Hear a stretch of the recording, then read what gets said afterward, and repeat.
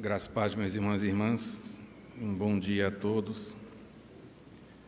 Antes de compartilhar um pouquinho daquilo que o Senhor tem colocado em meu coração, eu queria fazer um breve relatório do que vivemos, não só ontem, mas durante toda a semana, ali na cidade de São Vicente Ferrer. Desde a terça-feira, com o apoio da nossa igreja, os missionários Pastor Alexandre e sua esposa Luísa e a radical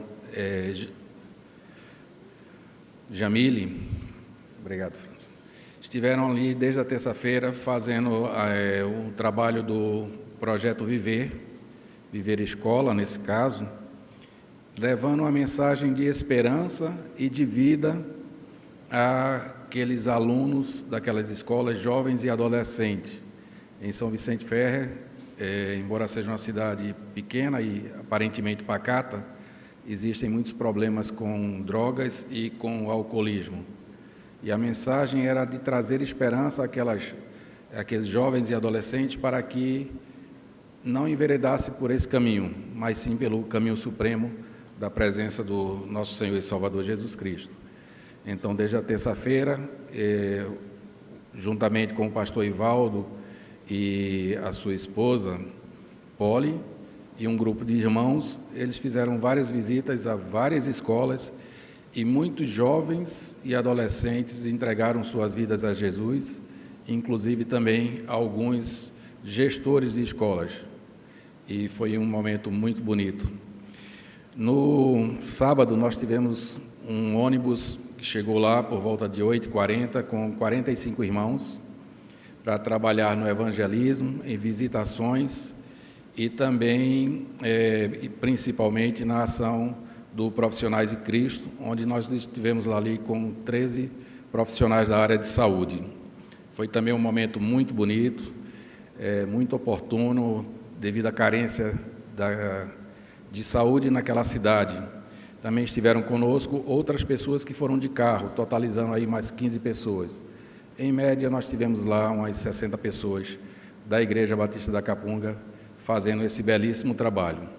E também tivemos a presença do nosso pastor Marcos, que esteve lá rapidamente conosco, mas foi levar a sua presença, o seu incentivo para que a gente continue avançando com a nossa obra missionária.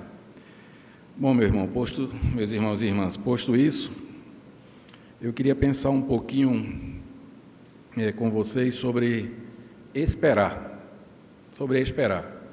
Isso veio em meu coração já há alguns dias. Eu não sei se alguns irmãos vão lembrar que há umas 3 semanas atrás eu tive um problema no ombro e precisei ir a uma emergência.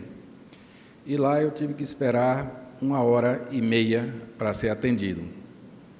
Como eu gosto muito de, quando eu estou sentado, observar o que é que acontece no meu entorno, eu vi várias formas de pessoas que também estavam esperando atendimento médico se conduzirem naqueles momentos, né?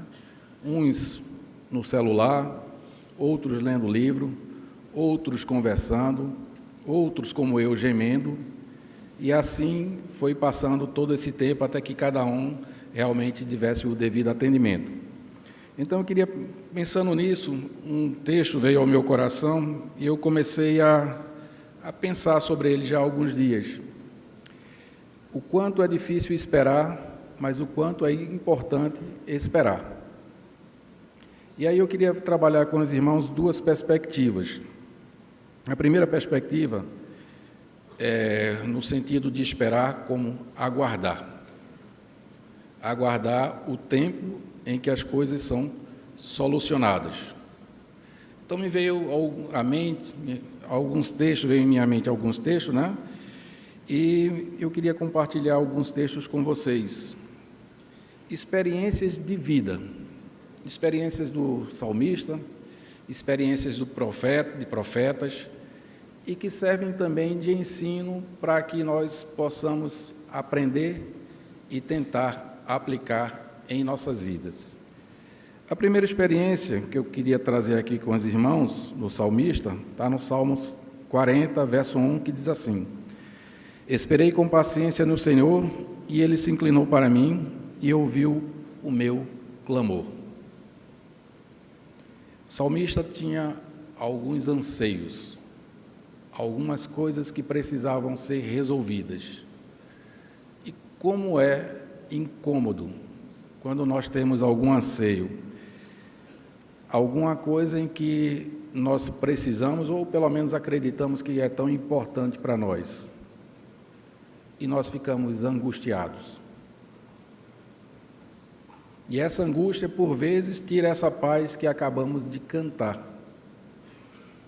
Então, nós precisamos aprender com a experiência do salmista a colocar isso diante do Senhor e esperar pela sua providência. Um outro texto também que veio a mim, ele diz o seguinte, fazendo só um paralelo no sentido do esperar, tem uma outra versão, que é a Almeida Revista Atualizada, que diz assim: esperei confiantemente pelo Senhor, e Ele se inclinou para mim e me ouviu quando clamei por socorro. Essa esperança no aguardar exige de nós uma confiança, a confiança em que o Senhor é bom, a confiança que o Senhor é poderoso, a confiança que o Senhor cuida de nós em todas as situações. E, porque nós confiamos, nós podemos descansar e buscar viver tranquilamente. Outro texto que veio ao meu coração, está aqui em Isaías, capítulo 40, verso 31. Mas os que esperam no Senhor renovarão as suas forças, subirão com asas como águias, correrão e não se cansarão, andarão e não se fatigarão. Essa é a versão ARA. Na versão NVT diz assim: mas os que confiam no Senhor renovarão suas forças, voam alto como águias, correm e não se cansam, caminham e não desfalecem.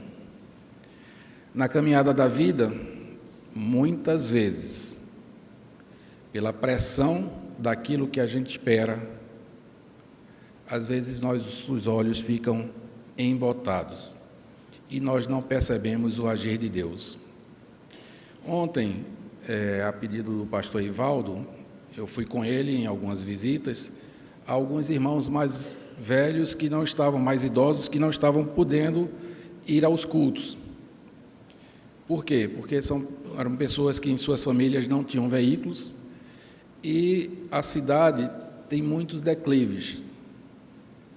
Então, eles não conseguem se locomover. Numa dessas visitas, uma senhorinha contou que, há algum tempo atrás, ela havia caído, ela estava só, isso foi à noite, quando ela foi ao banheiro, e passou a noite toda no chão, no frio, porque não tinha ninguém que lhe socorresse. No clarear do dia, ela começou a gritar pela ajuda de um vizinho que arrombou a porta, entrou e lhe prestou socorro. Isso, inclusive, entristeceu muito o meu coração e, ao mesmo tempo, me traz uma alegria particular por saber que eu tenho uma mãe de 93 anos e somos muitos irmãos. Apesar de, às vezes, haver alguns pequenos conflitos, nós podemos prestar esse auxílio à nossa mãe, acompanhando ela todos os dias, nos dividindo e acompanhando. Mas o que é que mais me chama a atenção é que essa angústia em seu coração não percebeu o agir de Deus. Neste momento, o Senhor trouxe uma pessoa de São Paulo, veio sozinha para aquela cidade, não tinha onde ficar, uma serva do Senhor, mas não tinha onde ficar, e uma pessoa que conhecia tanto a idosa quanto essa pessoa que chegou de São Paulo, fez a ponte e essa pessoa está na casa da senhora. Mas mesmo assim ela não entendeu que aquilo era um auxílio do Senhor. Por quê? Porque não era nenhum parente. Deus não está limitado a ninguém. a nenhuma coisa. Ele age, cuida de cada um de nós. E às vezes, na nossa angústia, porque achamos também que as coisas só se resolvem do meu jeito e como eu quero, quase dizendo ao Senhor: Senhor, eu quero a solução, mas a solução tem que ser essa. Ela não percebeu que o Senhor já tinha agido em seu favor. Ao momento que eu disse isso, que ela disse isso, eu chamei a atenção: sim, minha irmã, mas perceba que Deus trouxe uma pessoa para estar com a senhora, que embora não seja parente na carne, é no espírito, no mesmo espírito. Então Deus age. Deus age. Então nós podemos esperar confiadamente no Senhor. Não estou dizendo que às vezes não dói. Como eu falei há pouco, eu passei 1h30 na emergência e doía muito meu braço. A dor só passou naquele momento em que a enfermeira mostrou a injeção e eu disse a ela: não precisa, passou. Verdade, meus irmãos. Mas graças a Deus ela não me atendeu. Deus providenciou para que ela não me atendesse e eu tomei a injeção, que possibilitou que horas depois a dor já tivesse diminuído. Eu não aguento ver injeção. O outro ponto que eu queria trazer sobre esperar, e agora sim nós vamos ler um texto, o texto é registrado em Mateus, capítulo 24, os versos de 32 a 35. Diz assim o texto: aprendei, pois... Vocês estão comigo? Posso ler? Aprendei, pois, a parábola da figueira. Quando já os seus ramos se renovam e as folhas brotam, sabeis que está próximo o verão. Assim também vós, quando virdes todas essas coisas, sabeis que está próximo às portas. Em verdade vos digo que não passará esta geração sem que tudo isso aconteça. Passará céu e terra, porém as minhas palavras não passarão. Vamos orar? Santo e eterno Deus, graças te damos, Senhor, por podermos estar aqui na tua casa, louvando e glorificando o teu santo nome, Senhor, mas também recebendo de ti aquilo que precisamos como tua palavra para nos alimentar e nos fortalecer e vivermos confiadamente em ti. Não deixa, Senhor, que em nossos corações existam espaços para dúvidas, mas sim na plena confiança da fé na pessoa bendita de nosso Senhor e Salvador Jesus Cristo, nome pelo qual oramos nesse momento. Amém. Essa ideia traz uma ideia escatológica, uma convicção escatológica. As palavras de Jesus não passarão. Não passará a palavra da sua promessa, do cuidado que Ele tem para nós. Não passará a verdade de que Ele é pão. Não passará a verdade de que, se confiarmos nele plenamente, teremos paz. Uma paz que excede todo o entendimento, que independe das circunstâncias. Mas também não passará a palavra dele de que Ele um dia virá buscar a sua igreja e que também haverá um julgamento. Ele nos julgará por tudo aquilo que pensamos, dizemos e fazemos. Mas o mais importante que eu vejo aqui é nesta convicção, onde eu coloco a minha esperança. Em que eu coloco a minha esperança? A minha segurança. Eu coloco na minha plena capacidade, nos meus plenos recursos, que os meus recursos me darão toda a tranquilidade que eu preciso? Será que isso é uma verdade? Será que eu posso depositar minha esperança em coisas que são corruptíveis? Em todo o arcabouço de informações, de conhecimento que ao longo da vida eu possa angariar? Ou será que eu estou colocando a minha esperança no Senhor, na certeza de que quando Ele me chamar, ou quando Ele vier buscar a minha igreja, a sua igreja, nós iremos estar lá. Mas eu queria pensar um pouco mais, avançar um pouco mais nessa breve reflexão. Enquanto eu espero, a semelhança daquilo que eu falei para vocês no começo, que eu observava várias pessoas esperando, mas fazendo coisas diferentes. Enquanto eu espero, o que é que eu faço? Né? O Senhor, no mesmo capítulo, dos versos 45 a 51, Ele nos traz uma parábola que diz assim: então o rei também dirá aos que estiverem à sua esquerda,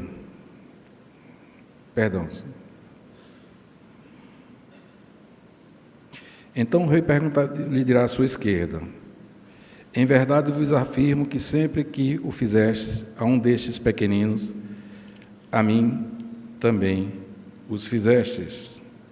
Não é? Deus, na realidade, Ele está esperando que, enquanto nós estejamos aqui na carne, esperando pela sua bendita promessa, que nós façamos algo para o seu reino. São tantos irmãos e irmãs aqui dentro da igreja e fora que precisa de um auxílio. Quantas pessoas puderam ser assistidas, não só na questão do cuidado com a saúde, mas também no cuidado emocional e espiritual. Nós tivemos ali psicólogos, tivemos odontólogos, tivemos também pediatras, obstetras, mas em tudo isso o propósito era levar o amor de Deus que nos resgata para uma vida plena. Foi por isso, creio eu, que os irmãos que foram naquela viagem, ou de ônibus ou de carro, estiveram lá presentes. Não para aproveitar uma viagem, ver belas paisagens, como nós até falamos sobre isso, ver belos momentos, viver uma plena comunhão dentro do ônibus. Tem um vídeo que os irmãos vão cantando hinos dentro do ônibus, maravilhoso, mas para trabalhar para o Senhor. Em frente aos seus bancos, tem algumas sugestões sobre missões. Ore por missões, contribua com missões, faça missões. Eu preciso olhar o que o Senhor está fazendo e me juntar a esse trabalho, até para ocupar minha cabeça. Minha mãe dizia antigamente que cabeça vazia é a oficina do inimigo. Quando eu não estou ocupando a minha cabeça com algo produtivo para o rei, eu estou pensando em tantas coisas que não prestam. É fato. E quando eu estou nesse exercício intelectual de pensar, eu posso pensar em tudo que é bom, tudo que é honesto. Eu posso fazer o que é bom, eu posso fazer a diferença, não porque eu esteja esperando ser exaltado por isso. Se for essa motivação, meus irmãos, não vale a pena. Mas porque eu quero que o nome do Senhor seja glorificado, o nome do Senhor seja exaltado, e por isso eu auxilio aos outros. Por isso que o Senhor diz: o rei, respondendo, lhes dirá: em verdade vos afirmo que sempre que o fizestes a um destes pequeninos, irmãos, a mim o fizestes. Enquanto nós temos esse exercício da esperança, de que um dia nós vamos estar com o nosso Salvador, o que é que eu tenho feito?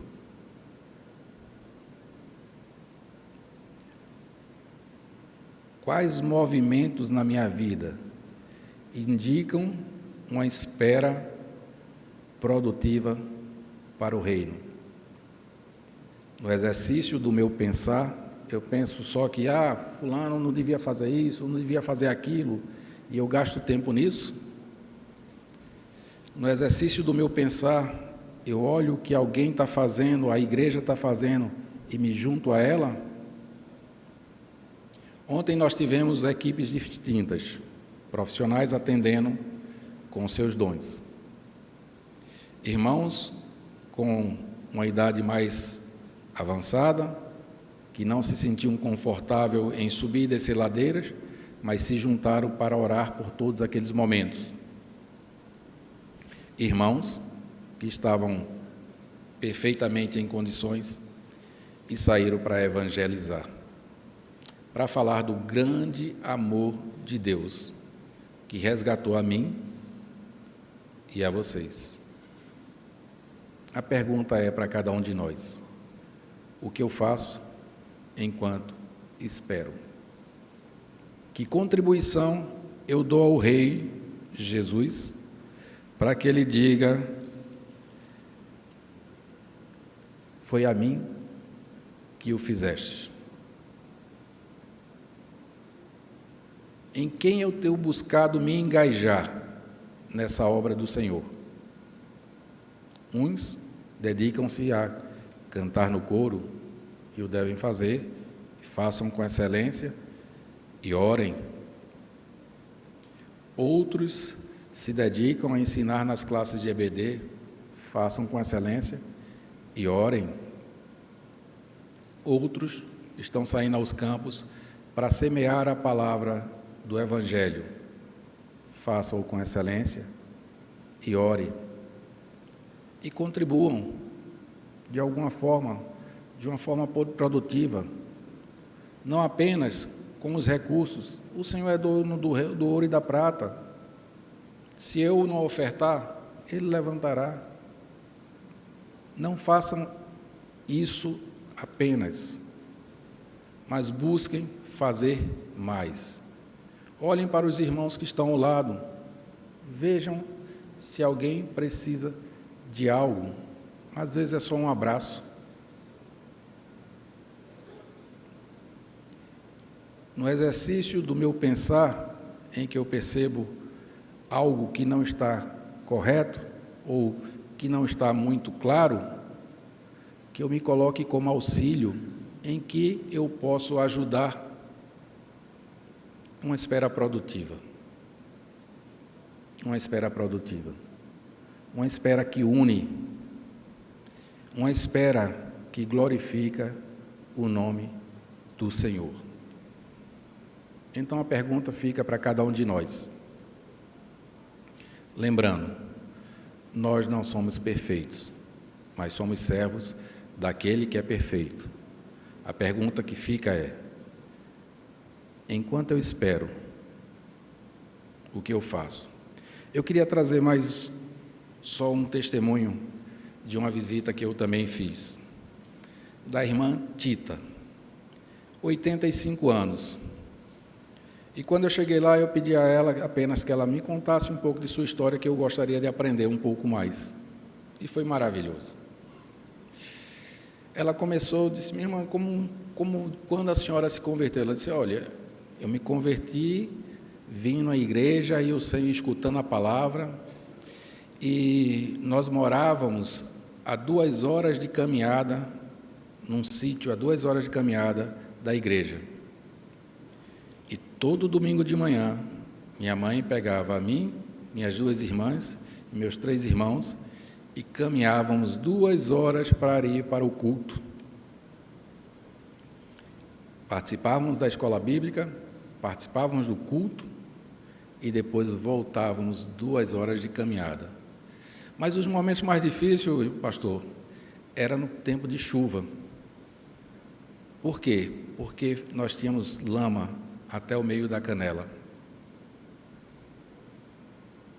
Às vezes me estranha nós temos a facilidade de ir e vir aqui na igreja, e muitas vezes eu prefiro ficar diante de uma tela, gastar meu tempo diante de uma tela, em vez de participar da comunhão com os irmãos.